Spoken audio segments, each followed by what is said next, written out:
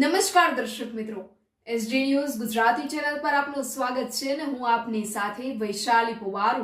કરીશું નજર આજના સમાચારો પર. તલોદ ખાતે હાટકેશ્વર જયંતિની દબદબાભેર ઉજવણી કરવામાં આવી. નાગર બ્રહ્મ સમાજના ઈષ્ટદેવ એવા હાટકેશ્વર દાદાની આજે જન્મ જયંતિ હોય ઠેર ઠેર વસતા નાગરો દ્વારા હાટકેશ્વર જયંતિની ઉજવણી કરવામાં આવી. કોઈ શોભાયાત્રા કાઢી, કોઈ રુદ્રાભિષેક કર્યો, કોઈ પૂજા અર્ચના કરી પોતાના ઈષ્ટદેવની તન મન ધનથી આરાધના કરી હતી. તલોદ ખાતે પ્રતિકે વ્યાસના નિવાસસ્થાને હાટકેશ્વર જયંતિની ઉજવણી કરવામાં આવી હતી. તલોદ તેમજ આજુબાજુના ગ્રામ્ય વિસ્તારના નાગરો મોટી સંખ્યામાં ઉપસ્થિત રહ્યા હતા. હાજર રહેલ તમામ નાગરોએ અભિષેક કરી ધન્યતા અનુભવી હતી. સાથે સાથે આરતીનો પણ લાભ લીધો હતો.